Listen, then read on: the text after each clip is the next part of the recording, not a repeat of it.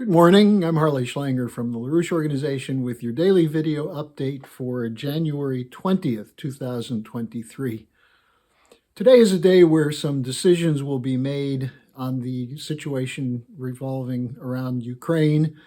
There's a meeting at Ramstein Air Force Base in which there'll be enormous pressure placed on Germany to deliver German tanks to Ukraine.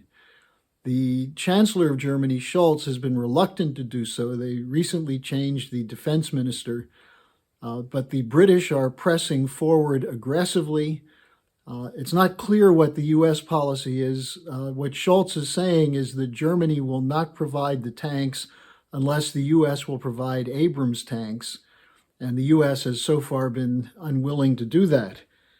Most serious military experts say this is a fraudulent debate, that adding tanks, whether it's 12, 15, 50, or 100 tanks, will not be a game changer, that the situation is already moving into a new phase of a Russian offensive.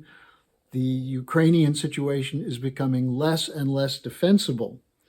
So why the push for more weapons? And why not go to negotiations? And I think there are two reasons for this. One, to keep Ukraine in the war, regardless of the death and destruction to Ukrainians and the nation of Ukraine, and at the same time to do more damage to Russia, at the same time to divert attention in the West from the ongoing economic crisis. In other words, keep Europeans hostage to the Unipolar Order, regardless of the price paid by people of European nations. So the idea that this is to defend Ukraine, to provide for the security and prosperity of the Ukrainian people, that's a fraud. The idea that it's necessary for Europe to do this to protect itself against Russian aggression, that's a fraud. And so what we're seeing is a compounding of fraudulent arguments, all of which are designed to do one thing, which they won't talk about, which is to maintain the unipolar order, the so-called rules-based order, at all costs. And this was the subject of the ghoulish oligarchs who just recently met at Davos for the World Economic Forum. It's clear the unipolar order has lost credibility with most of the rest of the world, and I'll just cite two instances of this. First, you have the admissions by Chancellor Merkel and President Hollande, former President Hollande of France, that the whole negotiation process to achieve peace in Ukraine at Minsk in 2014 and 2015 was never intended to stop the civil war that was going on in Ukraine, but to buy time to build up the Ukrainian army to fight Russia. In other words, the intention was to go to war against Russia from 2014 at the time of the coup, pulled off by the U.S. State Department and allied non-governmental organization interests. So that's one example of loss of credibility. And the whole world knows that, as Merkel and Hollande were open in their admissions. But the most recent one is a top advisor to Zelensky named Arestovich. He admitted that the government was lying, the Ukrainian government was lying when it said a Russian missile targeted an apartment building in Dnipro, killing a number of people. He said it was resulted from an anti-missile strike by Ukrainian forces that diverted the missile from a military target into the apartment building. And he resigned from the government, and he criticized the government for not telling the truth. And he actually said in a video, he criticized the Ukrainian government for, quote, behaving like complete assholes with their own citizens, unquote. Well, he was immediately placed on the hit list of mirotvorets, the so-called kill list. Now, this brings up something interesting, because what's going to happen if top officials of the Zelensky regime start admitting that Ukraine is lying about what's going on in the war? Remember the lie that Zelensky stuck with about the Ukrainian missile that killed 2 people in Poland. Now, just listen to this language from Zelensky during his campaign in 2019, in which he won 73% of the vote. This is before he became the superhero of the war by the Western media. He said, "In the East and in Crimea, people want to speak Russian. Leave them alone. Just leave them alone. Legally, provide them the right to speak Russian. Language should never divide our country. Russia and Ukraine are brotherly people. I know many millions, thousands of people who live in Russia and who are wonderful. We are one color, one blood. We understand each other, irrespective of language." That was Zelensky in 2019, before he became the great hero in fatigues and scruffiness, running around begging for more weapons and more arms to destroy the wonderful people of Russia and the wonderful people of Ukraine. Now, there is an alternative, which is what the Unipolar Order doesn't want people to know. They want you to think that the alternative is a Russian empire, a Chinese empire that will brutalize the rest of the world. But in fact, the rest of the world is moving towards a new era of cooperation, a new security and development architecture. And this was the focus of many of today's questions. Since it's Friday, I take your questions.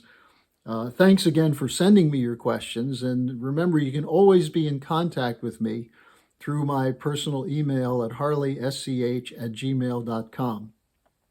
Now, let me just take up a couple of these questions. One from Nilavro Nil, who wrote, "Will the emergence of a multipolar world lead to World War III? Washington will never accept a multipolar world." Well, he's right. In its present state, Washington and also the United Kingdom will not accept a multipolar world. These are policies of empire.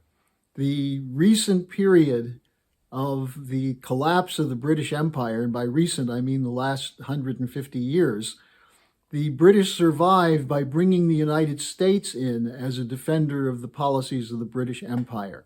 But empires decline because empires rely on economic policies that ultimately destroy their own country, the host country. How long can you survive by looting other countries, stealing their raw materials, enslaving their people, using cheap labor to make more profits? That's what's been happening.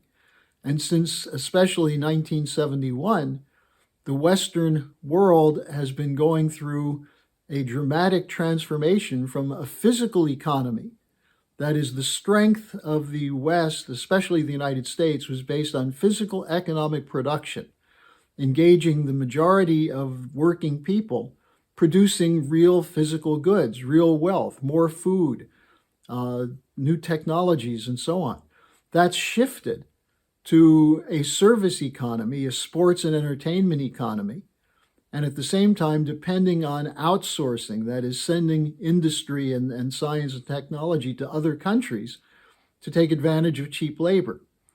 And now we see the breakdown of that system, the so-called supply chain issues, the growing debt, because when you're not producing, when all you're producing is money, and remember Putin made the quip that the one area of productivity gain in the West is money printing. Well, that's what caused the inflation. And so now you see the empire collapsing. A collapse of empires is a very messy thing. Look at Rome. Look how long it took. So there's no way of knowing how much longer this empire can survive, but it is clear that its survival depends on increasing the misery of the people who live under the imperial domain. So will the emergence of a multipolar world lead to World War III? Well, we're seeing that direction now. The question is there enough sanity in Europe and the United States to walk back from this and recognize that there's no future in a World War III? Now, a similar question from Thomas: will a new system benefiting the Global South be established before they are destabilized? They've been targets for many, many years. There's a form of neo-colonial policy where you're given virtual independence, but that the nations are dependent on the financial system of the West, the dollar system, to survive. And when countries rebel against that, when they say we're sovereign nations, as in the case of Libya or Iraq, when they say we wish to have our own policies, they're targeted with regime change, with civil war, in some cases with NATO bombing, as in the case of Iraq and Libya, the murder of their leaders. So this has been a process for some time. So the destabilization has been ongoing. The question is, will they stop submitting under the threat of this? And we just had a wonderful conference last Saturday looking at the whole question of the International Assassination Bureau, which has been deployed against leaders of nations who try to fight for sovereignty. And I'd urge people to go to the Schiller Institute website, schillerinstitute.com, to watch the January 14th conference on putting an end to the International Assassination Bureau. This is something that's not just the Kennedy and Martin Luther King, Bobby Kennedy and Malcolm X. It's leaders of Italy, leaders in Germany, leaders in France, leaders of African countries have been murdered by this empire trying to sustain its unipolar status. So the question is not, will they try to destabilize the global South? The question is, will the global South stand up against that? Will they fight back? And will they appeal to populations in Europe and the United States to stop this exploitation, this predatory looting? And that depends on people in the West, in the United States, in Europe, rejecting a better living standard, at least in the short term, at the expense of the rest of the world, and at the expense of having to fight wars that are increasingly violent and bloody. Now, then there's a question from Carolyn in Canada. What will happen to the Canadian dollar and economy if the US dollar crashes? Well, the Canadian economy is totally tied to the dollar system, as is the economy of Western Europe. The question is not what will happen to them if it crashes. It will crash. The question is, why should they support policies that will lead to the destruction of their economy? Canada has a wealth of resources. It has an enormous potential, but it's not sovereign. The Canadian government is controlled as a puppet from London, and it's controlled through the financial system, the Canadian banking system. So the obvious point is, if you live in Canada and you're worried about the Canadian dollar, what can you do about it? You can support a government which calls for a sovereign Canada, a break from the British Empire. Same thing with Australia. I have many contacts in Australia who keep saying, what should we do? We need sovereignty. These are potentially wealthy nations because not just of the resources, but of the productive capabilities and potential.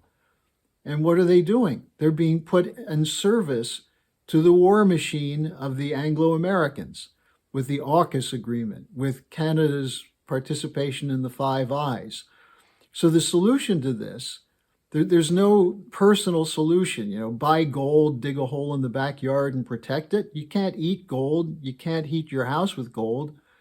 What we need is sovereign governments which defend the nation, not by printing paper, but by making credit available for production, for physical goods production, for science and technology, and for education and healthcare. That's what must be done in countries. And if you are trying to find some form of personal salvation, whether it's monetary prepping or whatever, ultimately it won't work. The security of 8 billion people depends on having governments which act in the interests of their people. So it's a harsh message, but it's true. Now, that brings me to the final question from my colleague Ulf from Sweden, who used the example of the inability of the West to provide the weapons that they promised to Ukraine, the fact that they don't have in-depth capability. They're using off-the-shelf technologies, old weapons supplies. They're not able to produce enough. And this is a result of the deindustrialization. And so even while they're proclaiming growth in GDP, and Ulf points out that LaRouche has always ridiculed the idea of GDP, he asked the question, for example, which is more beneficial to a country, profits from a house of prostitution or from a steel mill?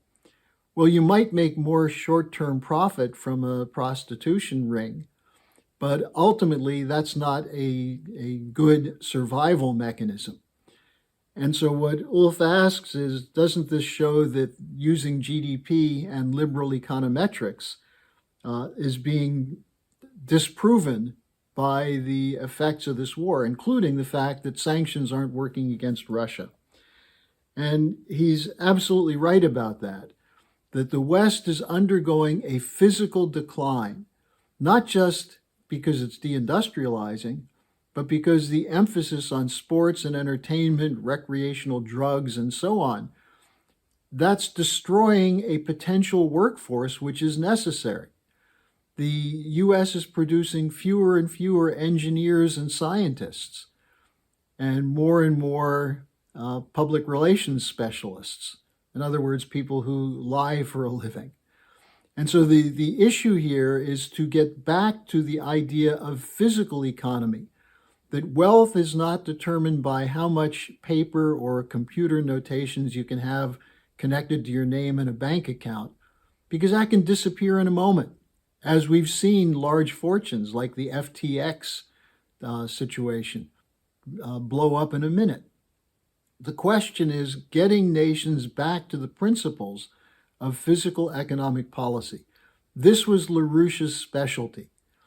And we're now seeing with the so-called Global South, the establishment of new institutions like the BRICS Plus, the Shanghai Cooperation Organization, the African Union, where they're recognizing that what's necessary is to have a financial system which serves the physical goods production needs of the population for today and the future, rather than propping up the wealth and expense accounts of a tiny number of billionaires. So that's the message that has to get through. And that's why the war is such a diversion, because not only is it destructive in killing people, but it's keeping people under the illusion that somehow there's security in weapons and in the neoliberal economic policies that the weapons are supporting. As we've been pointing out, as LaRouche has been pointing out since 1971 at least, there's no solution in the neoliberal system, because ultimately it depends on Shaktian cannibalization, fascist economic policy, looting of the people. And instead, we need a cooperation policy which emphasizes economic development for all people in sovereign nations. So that's my report for today. Thank you again for the questions, and go to the schillerinstitute.com and the LaRoucheorganization.com for regular updates. And I'll see you again next week.